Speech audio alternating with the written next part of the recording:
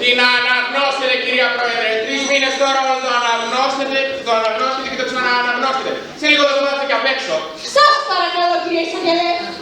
Πρέπει να ακολουθήσουμε την νόμιμη διαδικασία. Η διαδικασία είναι μία. Δώστε τη χούντα στο λαό να ησυχάσουμε. Θα δείξει γι' αυτό. Αλλά πρώτα πρέπει να ακολουθήσουμε την νόμιμη διαδικασία.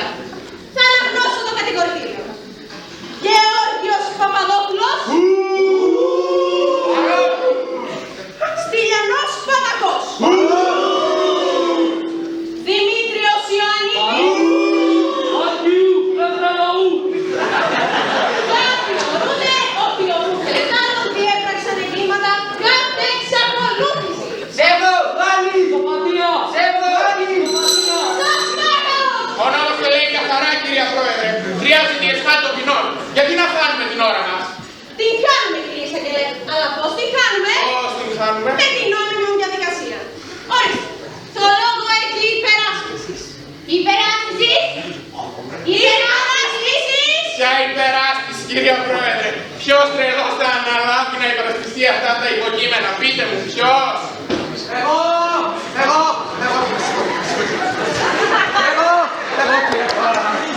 και μόνο εγώ, και διαμαρτύρω εντονότατα, διότι επιτρέπεται στον κύριο Δημόσιο Καθήωρο να αποκαλεί εμάς βενθελούς τους παράτες μας λέει υποκείμενα, διότι η δικαιοσύνη, κύριε Πρόεδρε, πρέπει να είναι αντικειμενική και ουχή υποκειμενική.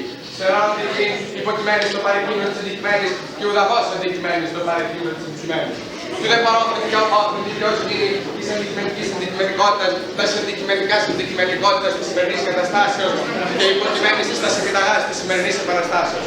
Δημιουργεί μεταξύ εμού και ημών και αυτών, ημών και αυτών. Τι είναι το τίτλο πορικού συζυγίου πληρωμών. Σερώνται την τιμή στην τιμή. Δεν έχει και χαράζουν την έχει.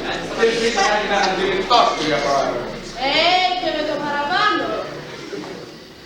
Σας παρακαλώ, κύριε, ποιος είστε εσείς? Χουντόπουλος, δικηγόρος Χουντόπουλος Εξαδραβίδος. Αριθμός Μητρώου 1967. Και πού είναι το γραφείο σας?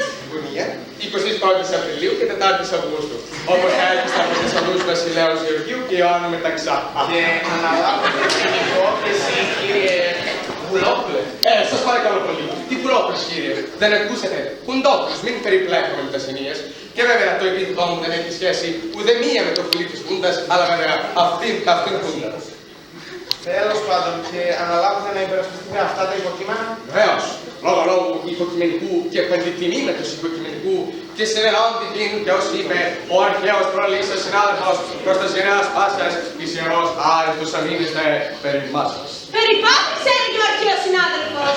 Βεβαίως, κύριε Πρόεδρε, αλλά όταν τη χάνει και αμπαγά σας, τότε εξασφαλίζει και τα μάσας. Και στη δική μας περίπτωση θα αγωνιστούμε για νέα για τις δικές μας μάσας και θα νικούσουμε τας κατηγορίας πάσας.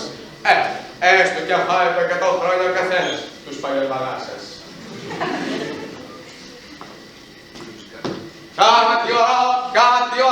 Κάτι ώρα! Όλους εσάς που λέτε, δώστε μας την Χούντα. Σύνη ώρα. Και σας ρωτώ, τα σφάλματα τους, πούντα! Και σας ρωτώ, κύριε Πρόεδρε, τα σφάλματα τους, πούντα! Εμείς δεν είμαστε παρά μαθητριούλες. Και τι μαθητριούλες του Ασεκίου. Και πάνω απ' όλα, γλεντζέδες!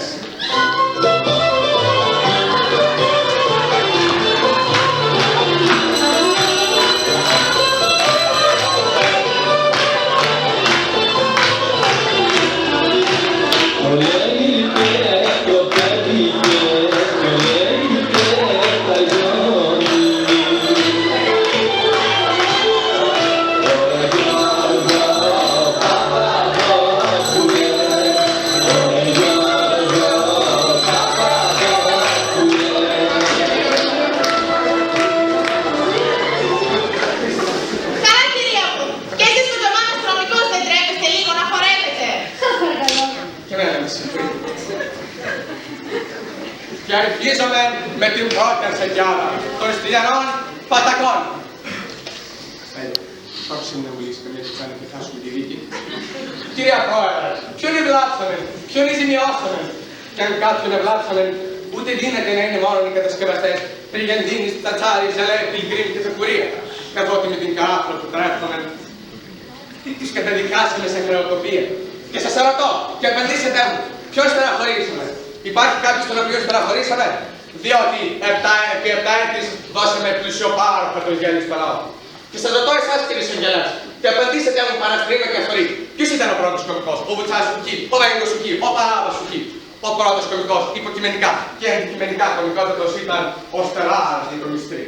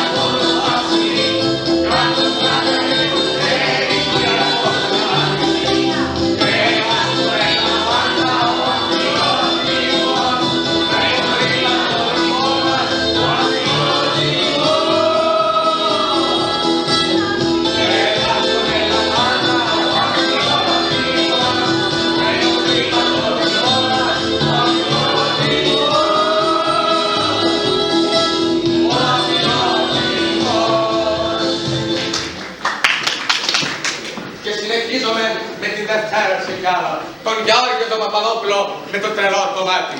Κοιτάξτε κύριε Πρόεδρε, είναι δυνατόν. Ζητώ μεταμονία στην απαλλαγή του λόγου σχιζοφρενίας. Διότι δεν μπορεί ο ένας άνθρωπος με μπόενα και τίποτα και διεκδικεί την αντιβασιλεία, 8 υπουργεία, 16 υφυπουργεία και γκαρίζει διαρκώς την TV. Δεν θα με ανατρέψει κανείς. Τότε είναι σχιζοφρενής. Και όταν κυκλοφορεί με τεθωρακισμένη κούρσα, τι παλικάρι, φοβούμενος τις συνεπίες της παναβουλίας και τα διώξεως, τότε πάσχει εκμανίας διώξεως. Και σειρώνει πλην και υποκειμενικός και αντικειμενικός είναι μανιακός. Και να μην καταγραστώ κατά προηγούμενου χρόνου σας, όλοι θα είπω περί τον Δημήτριο Ανίδη, της τρίτης Αρσεκιάδας, της Αρσεκιάδας των Αρσεκιάδων. Κοιτάξτε κύριε Πρόεδρε, κοιτάξτε κύριε Συγγελές. Ούτε μιλάει, ούτε λαλάει. Και όσα περί των τάγκς που τον κατηγορούν, χαρά στο πράγμα κύριε Πρόεδρε, χαρά στο πράγμα. Απλώς πρόκειται περί κόμπλεξ της παιδικής του ηλικίας. Διότι όταν ήταν μικρός, ο ρόλος του δεν το έφανε να παίζει με τεθωρακισμένα παιχνιδάκια. Και τα έμαθε μικρός ο μεγάλος, παίζοντας με αυτοκινητάκια και άκακα βασανιστάκια. Και όπως τα γνωρίζετε κύριε Πρόεδρε, η σύλληψη του άργησε πολύ να γίνει. Και ξέρετε το γιατί. Γιατί? Εσείς το ξέρετε, εσείς, δεν κανείς. Όπως και να έχει. Διότι ο σεμνός έβελπης στις τόσες κυρία Φροσίνη απέφυγε τα φώτα της δημοσιότητας λόγω ντροπαλότητας και δημοσύνης.